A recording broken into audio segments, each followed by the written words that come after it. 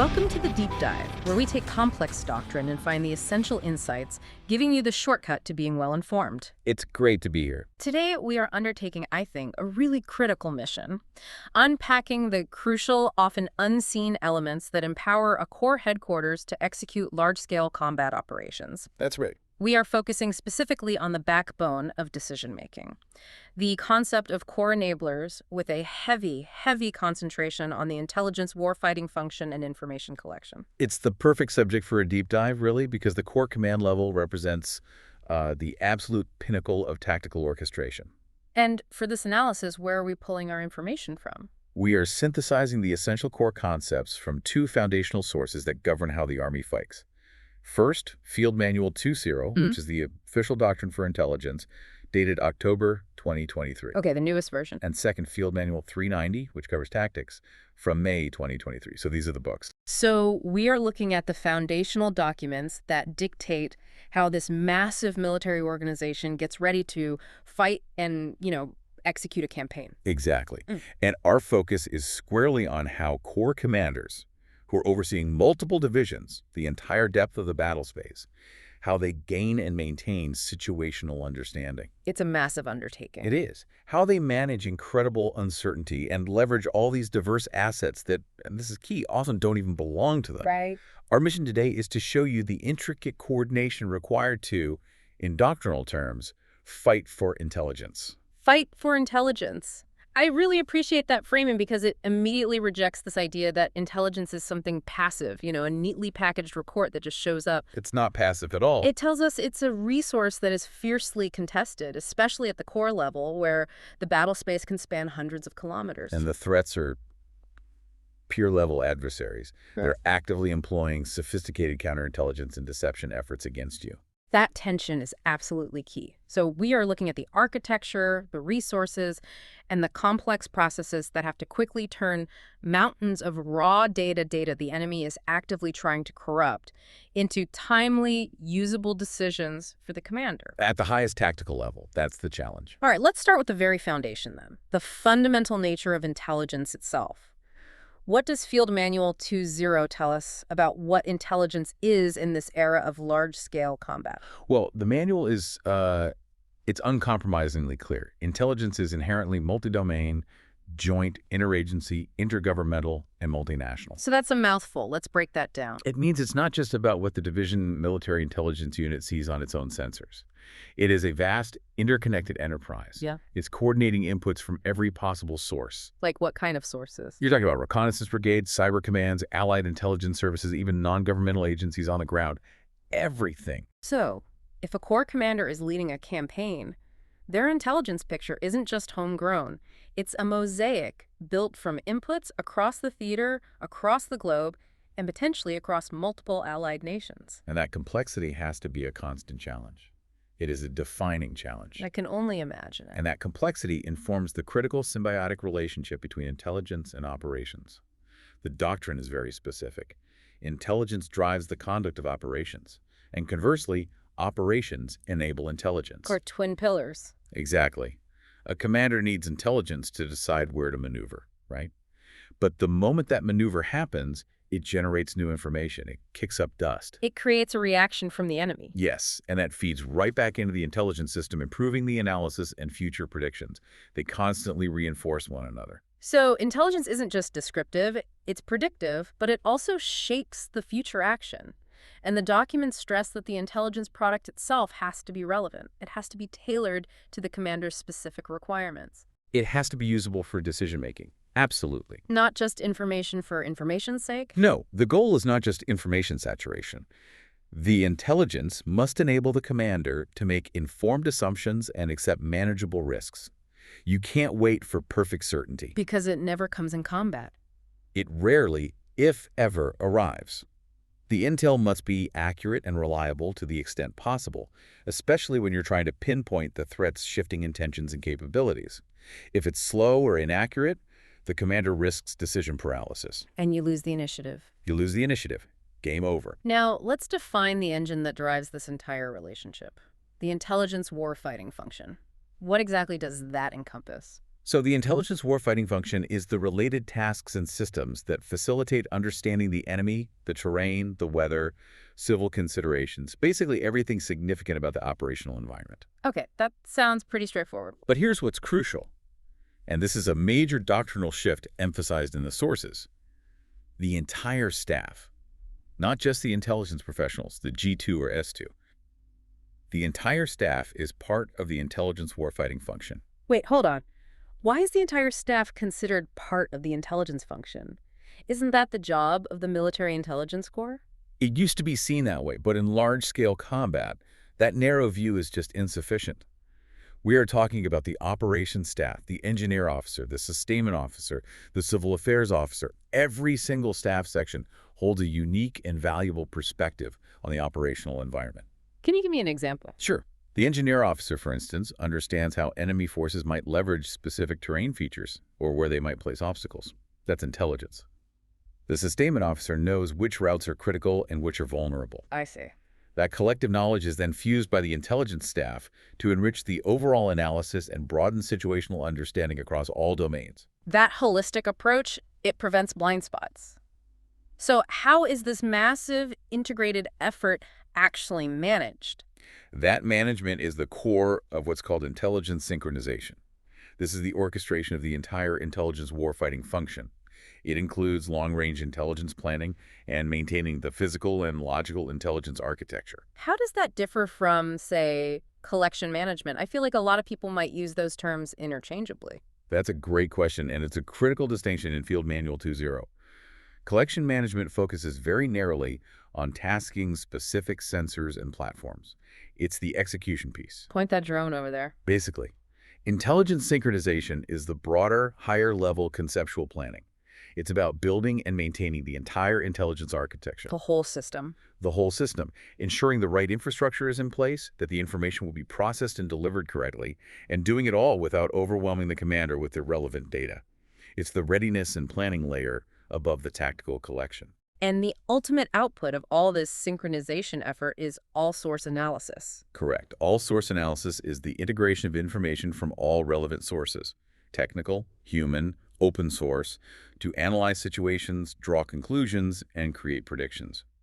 It sounds time-consuming. It takes longer to produce than, say, relying solely on a quick signals intelligence hit from a single source.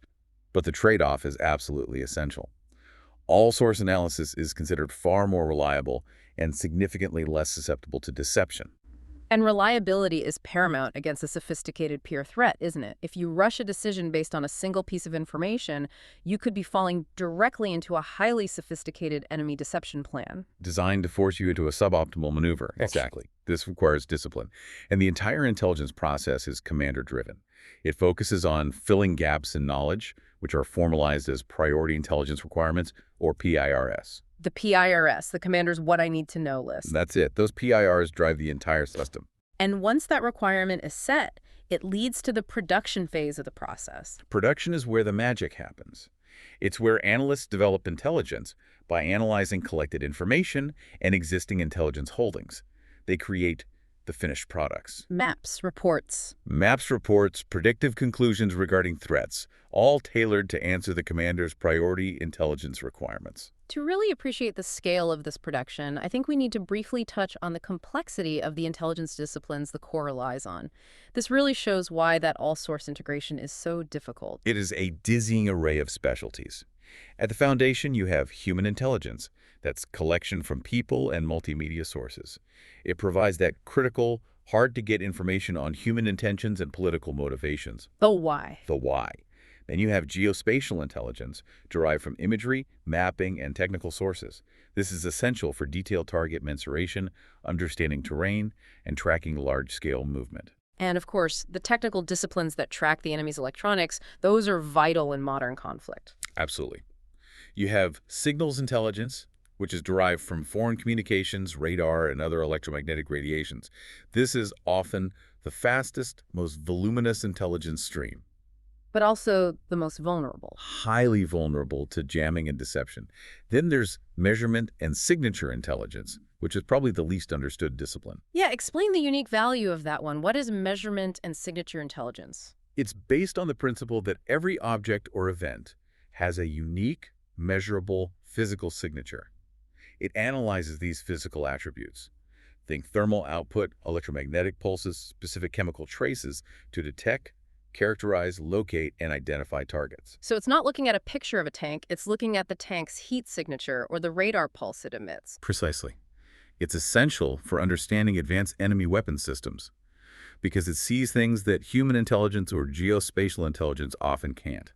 It provides critical confirmation or denial of information gathered elsewhere. It's analyzing the physical fingerprint of the threat. And we can't forget open source intelligence, which has just exploded in importance in the last decade. It's crucial. Open source intelligence is derived from publicly available information, and it helps analysts understand the information environment, how key actors and civilian populations communicate, how an adversary might be spreading misinformation. But it has to be integrated, right? You can't just rely on a social media post. Absolutely not. To be effective, it needs to be fully integrated, validated, and fused with the classified disciplines to give it context. And the sheer variety of these intelligence streams, it just underscores why intelligence synchronization is so necessary at the core level. You have to manage all of them simultaneously. Okay, we've established the theory and the process. Now let's talk practical reality. The architecture of the core itself is unique and, frankly, a bit messy. Field Manual 758 notes that unlike a division, the core echelon is non-standard. This is a foundational concept for our listeners to really grasp. A core is not a fixed template. It's inherently flexible and CAS-organized for a specific mission in a specific theater. So it's custom built for the job. It's custom built, which means it generally requires reinforcing capabilities in units from the theater army, from joint partners, or multinational echelons to conduct its operations. The Corps headquarters acts as the organizational hub, supporting campaign planning and identifying those strategic shifts in the operational environment. So the Corps headquarters is a knitting machine. It's constantly stitching together capabilities that don't organically belong to it. That's a great way to put it. And this structural reality must create a massive distinction in command relationships, one that the intelligence staff has to manage daily. Collection assets versus collection resources. This doctrinal distinction, laid out so clearly in Field Manual 2.0, is vital for understanding control and prioritization. Let's break it down. Please. A collection asset is a system, a platform, or a capability that is assigned to or attached to a specific commander. Crucially, they are subordinate to the requesting unit. The Corps commander has operational or tactical control over these assets. So it's theirs to use. That sounds relatively straightforward. But what about the other side, the collection resource? A collection resource is a system, platform, or capability that is not assigned or attached. It's requested and coordinated through the chain of command of the unit that actually directs and controls them. So it's not subordinate to the requesting unit? Not at all. And this is the Corps intelligence staff's constant headache. Why is it such a headache? Why can't the Corps commander just order the resource to support their needs? Because the Corps is relying on capabilities they don't actually control. If the Corps G2 needs critical high-demand intelligence from, say, a national-level overhead platform or a joint surveillance target attack radar system aircraft. Something really high-tech and in demand. Exactly. They have to submit a detailed request up to the theater army, where it competes with the needs of every other corps, every division, every special operations task force in the theater. So it's a competition. The insight here is that the Corps' intelligence success is inherently tied to negotiation and prioritization at the theater level. It's often a political or bureaucratic act, not purely a doctrinal direction. That means the Corps staff must be masters of advocacy, justifying why their priority intelligence requirements outweigh everyone else's. This constant competition for resources must put incredible strain on their planning cycle. It absolutely does.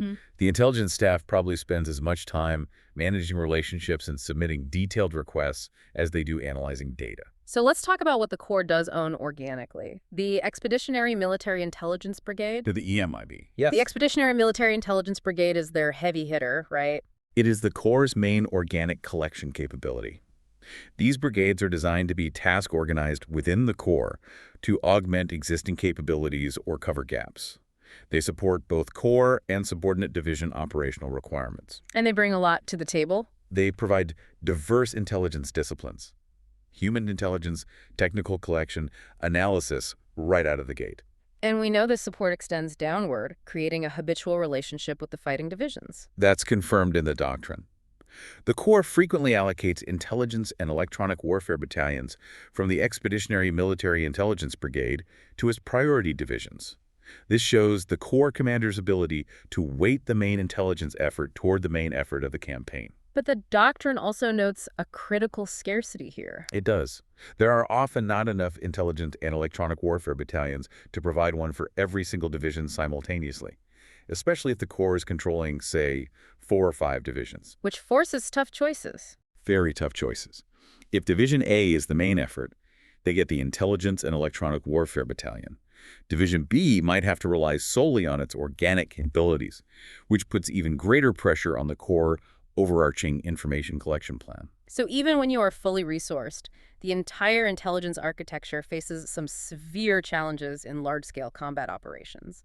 This includes the physical and logical structure of the intelligence network itself. Right. The intelligence architecture is the entire compilation of all the relevant capabilities, data repositories, organizations, and personnel. When we transition to armed conflict against a peer enemy, the whole thing is immediately stressed. And the challenges start right away, don't they? During the initial force projection phase, during that critical but often contested process of reception, staging, onward movement, and integration. RSOI, yes, the contested deployment. What does a contested deployment look like for the intelligence function? It means contested deployment environments can significantly delay the transport and integration of critical intelligence architecture components. We're talking about sophisticated data processing centers, secure communications nodes, and high-tech sensors. So the gear you need to even start collecting intelligence. The very gear.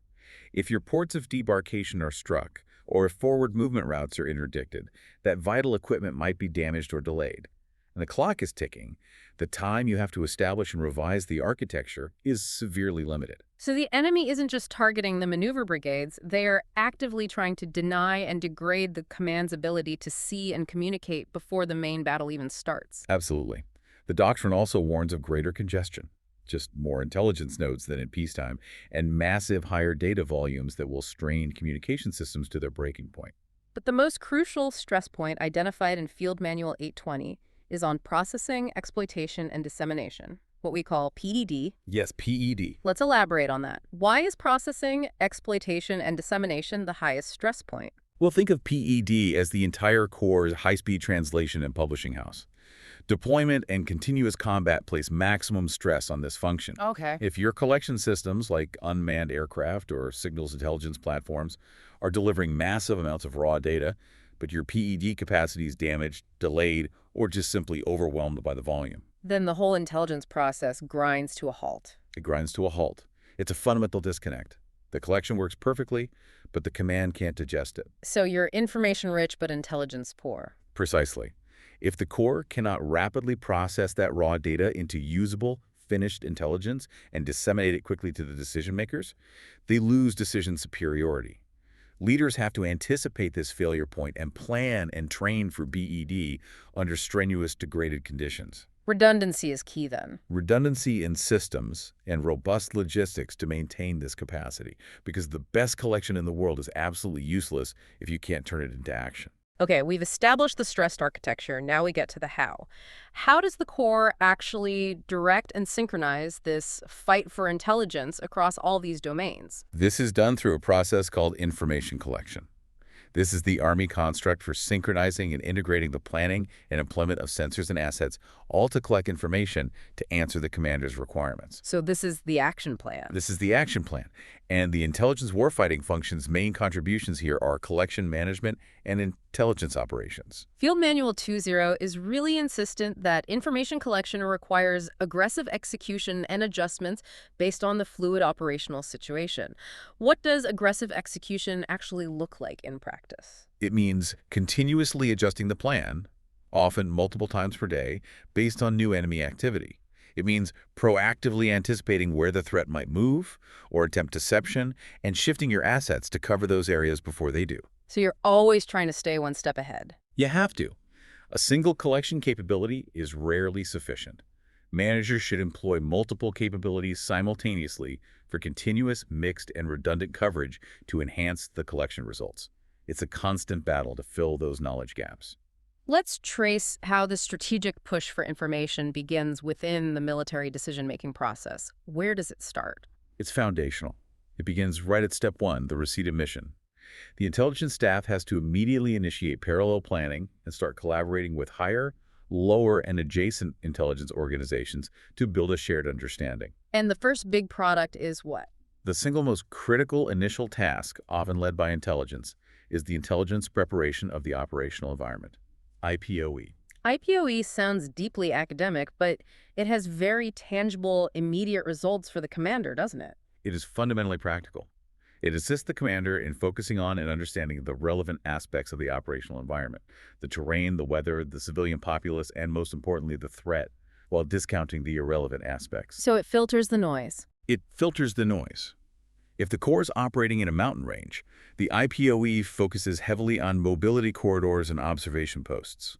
If they're in a dense urban area, the focus shifts to subterranean networks and civil considerations. This allows the staff to build that foundational situational understanding they need to seize the initiative. Where does intelligence provide critical analytical support later in the decision-making cycle? During the course of action comparison step, this is where intelligence analysis is absolutely decisive. The intelligence staff analyzes the advantages and disadvantages of each friendly course of action based on the projected enemy response. But it's not just about the enemy's tanks and troops. No. And this analysis must explicitly include the impact of weather and the electromagnetic spectrum on our own specific warfighting function capabilities. For example, will a forecasted blizzard degrade the fidelity of our geospatial intelligence platforms? Will enemy electronic warfare activities negate our signals intelligence capability in a particular corridor, leaving a gap in our security coverage? That level of detail is key. If you forget the rain or the jammer, your brilliant maneuver plan falls apart. It does. That brings us to the actual tasks performed in the field that contribute to information collection. The doctrine lists 4 primary tactical tasks. That's right. Information collection is really an umbrella concept that coordinates 4 main tactical tasks. First, you have intelligence operations, using specialized military intelligence personnel and systems. Okay. Second is reconnaissance, which is led by maneuver forces to get detailed information about the enemy, terrain, and civil considerations. Third is surveillance, observing a designated area from concealed positions. And fourth? And fourth, security operations, shielding the main body, which inherently collects intelligence by disrupting enemy reconnaissance and observing threat activity. The critical point here seems to be the required synergy between the maneuver-led reconnaissance and the military intelligence-led intelligence operations. They have to work together. Precisely. The supported unit staff and the military intelligence unit staff have to determine how to achieve this synergy. They follow key guidelines like maintaining readiness, ensuring continuous intelligence operations, and orienting strictly on the priority intelligence requirements. And in a contested environment, you said one guideline is most important. The most important is providing mixed and redundant coverage. Why is mixing and redundancy so vital here? Because a peer threat will target every single one and aircraft. They'll jam your satellite links. They will compromise your human intelligence sources. So you can't put all your eggs in one basket. You absolutely cannot. If you rely on only one source or one type of sensor for a critical priority intelligence requirement, you risk a temporary intelligence blackout. Mixing using both human intelligence and signals intelligence to verify location and redundancy, using 2 identical systems to observe the same target, that mitigates the effects of enemy denial and deception capabilities. It's a doctrinal insurance policy. A very necessary one. Speaking of seamless integration across large geographic areas, the core level requires managing responsibility handoffs as units maneuver. How does the intelligence staff manage the transition of tracking an enemy force from one division to the next? That is managed through what's called the intelligence handover line. It's a control measure used between 2 friendly units to pass responsibility for information collection against a specific enemy force. This is absolutely critical for maintaining continuity of track and ensuring nothing slips through the cracks. Can you give us an example of how a failure at an intelligence handover line could compromise a core operation? Absolutely. Yeah. Imagine Alpha Division is tracking a high-value enemy reconnaissance unit that's preparing to move into a forward assembly area. Okay. If the intelligence handover line is established, but Alpha Division doesn't seamlessly pass that tracking responsibility and the corresponding sensor tasking to Bravo Division, that enemy force just disappears into the operational environment. They go dark. They go dark. And when they reappear, they might strike Bravo Division's unprotected flank, forcing the Corps commander to commit a guard force to cover a gap that shouldn't have existed. It forces a costly reaction instead of a planned maneuver. So even a simple administrative failure in transferring data can have immediate, devastating tactical consequences. Immediate. The doctrine acknowledges that in fluid combat, the official annexes might not be instantly updated. In those cases, specific details must be shared in a collection emphasis message or some other rapid means, ensuring the recipient unit knows exactly what assets are tracking what enemy force. Especially with boots-on-the-ground reconnaissance. Just when ground reconnaissance is involved, yes. Okay, now we move to how intelligence directly supports the fight, integrating with maneuver and protection enablers. Let's start with intelligence support to reconnaissance operations. We discussed hewing, mixing, and redundancy earlier. Let's define them again, but in the context of tactical execution. These three methods are all about maximizing collection efficiency. Queuing means one system directs follow-on detailed collection by another. For example, a high-altitude technical platform identifies a potential convoy on a road. A little blip on a screen. Right, a blip. That then queues a low-flying unmanned aircraft system or a ground reconnaissance unit to go investigate that specific location in detail. It conserves your limited, detailed assets for the important stuff. And mixing and redundancy ensure reliability. That's right. Mixing means using two or more different collection capabilities, like using signals intelligence to confirm a radio call while using human intelligence to visually verify the location. Got it. And redundancy means using two or more similar systems, deploying two different unmanned aircraft systems to ensure continuous coverage, especially if one is targeted or has a technical failure. Using all three maximizes the chance of delivering timely, reliable answers to the commander. And this detailed intelligence picture derived from these techniques is absolutely necessary to set the crucial protocols for ground maneuver, the engagement and bypass criteria. This is where intelligence directly translates into the tactical scheme of maneuver. It's so important. Commanders must clearly define when their subordinate elements should engage an enemy force, meaning a fight to fix or destroy, or bypass them entirely to maintain the operation's tempo. And intelligence provides the data to make that call. Intelligence provides the initial picture, the threat models, the enemy's likely courses of action, their assessed strengths, that allows the commander to set these protocols in the first place. So if the reconnaissance element encounters an enemy force larger than the established bypass criteria, they have to stop and engage. Correct, and that could slow down the entire advance. Bypass criteria specify the conditions and size under which enemy units can be avoided. But there's a critical requirement here. What's that? Reconnaissance units must maintain contact with any bypassed units until those units are handed off to another friendly element, like a covering force or a follow-on reserve. You can't just bypass and forget. No. If you do, you leave a dangerous enemy force behind your advance, compromising your rear area security and potentially interfering with your own sustainment. It's a recipe for disaster. Pivoting to protection. Intelligence supports security operations, which are fundamentally about shielding the main body of the Corps. Security operations screen, guard, cover, and area security. They provide increasing levels of protection, but each one requires a bigger commitment of combat power. It's a trade-off. It is, and intelligence plays a dual critical role here. First, it identifies the enemy's reconnaissance and intelligence assets so that our security forces can specifically target and disrupt them. So you blind them. You try to blind them. And second, by disrupting their reconnaissance and masking our own friendly dispositions, security operations actively force the enemy commander to make decisions based on outdated or incomplete information. You force the enemy to attack into an unknown situation, which preserves your own commander's freedom of action. That's a huge advantage. It is the ultimate goal of security. Now, this moves us directly to the sharpest point of the operation, targeting. And the integration between the intelligence warfighting function and command and control is non-negotiable here. Targeting is defined by the 4 functions: decide, detect, deliver, and assess. Which is the most important for the intelligence staff? The decide function is the most important, according to Field Manual 360. It requires incredibly close collaboration between intelligence, operations, fires, and the cyberspace electromagnetic warfare activities staff. Intelligence is the engine for the whole cycle. It's the foundational engine. Intelligence analysts assess the threat systems, identifying critical components, their vulnerabilities, their locations, to recommend the commander's intended effect on the target. Whether it's kinetic destruction, neutralization, or non-kinetic disruption. Exactly. And this collaboration has to extend into that highly contested invisible domain, the electromagnetic spectrum. The coordination here is constant and unbelievably complex.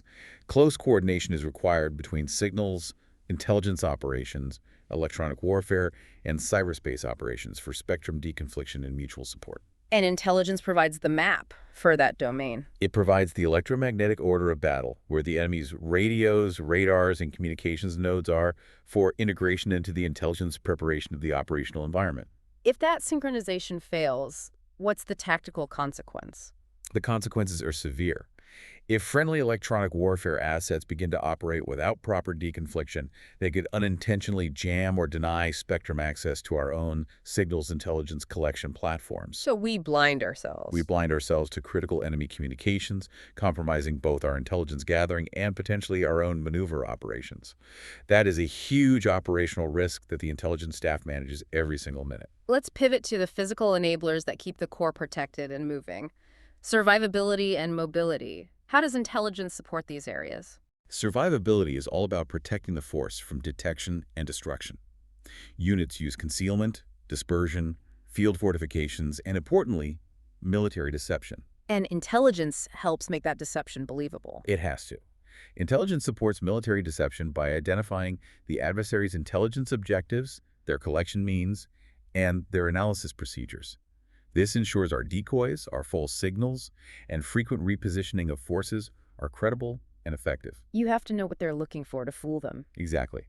If the enemy relies heavily on geospatial intelligence, we have to make sure our deception efforts look realistic from overhead imagery. And mobility, the work of the engineers in maintaining routes and building bridges, that's a continuous concern for intelligence. Engineer support is central to the core ability to maneuver quickly across a theater.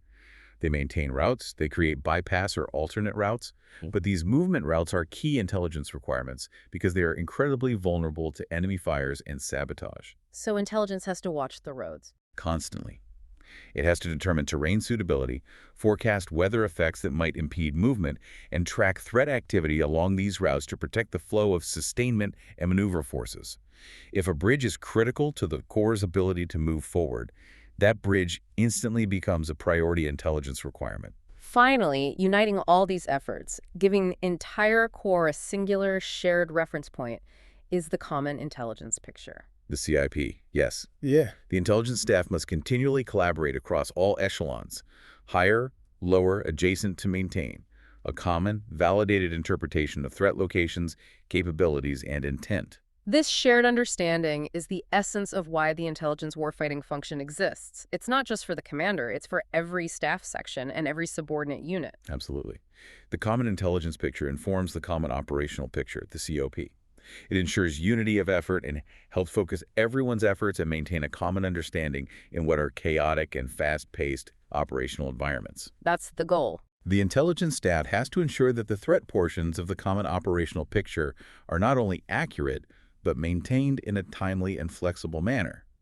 This enables the core to achieve and maintain shared situational understanding faster than the threat can. What stands out when we synthesize Field Manual 2.0 and Field Manual 390 is that the core, as a command, is engineered not for rigid efficiency, but for extraordinary flexibility. I think that's right. It operates less on a fixed organizational chart and more on a constantly adjusting architecture, one that lives and dies by sophisticated intelligence synchronization. And that distinction we talked about. The distinction between an assigned collection asset and a requested collection resource is a constant underlying tension that the intelligence staff must manage. It requires a mastery of both planning and negotiation to ensure that continuous support. So, what does this all mean for you, the listener? Being well-informed at the core level isn't about simply consuming most data. It's about mastering the synchronization, orchestrating that massive, complex machine of intelligence, reconnaissance, and security assets to efficiently answer the commander's priority intelligence requirements. It also means proactively fighting through the challenges of contested deployments during that reception, staging, onward movement, and integration phase. and ensuring that critical function of processing, exploitation, and dissemination doesn't break down under the weight of information overload. It really is the highest level of information management. And this synchronization is what allows the Corps commander to maintain the initiative, rather than simply reacting to an enemy that has already seized the advantage. So for a final thought, we discussed the high level of stress placed on processing, exploitation, and dissemination during large-scale combat operations. If a peer threat successfully disrupts the physical and logical network layers of the intelligence architecture, the data centers, and the communication links early in a campaign, how fundamentally would the Corps commander be forced to re-envision the entire concept of information collection? That's a fascinating and terrifying question. Would they have to revert almost solely to undisrupted methods like human intelligence and visual reconnaissance? Or is that simply no longer possible given the speed and scope of multi-domain warfare? That tension between our technological reliance and the need for an analog backup is something every strategist must grapple with. Indeed, it forces an immediate reliance on disciplined initiative at the lowest levels and a complete and very risky shift in what you would consider acceptable intelligence gaps. That's it for this deep dive into core enablers and the intelligence warfighting function. Thank you for joining us.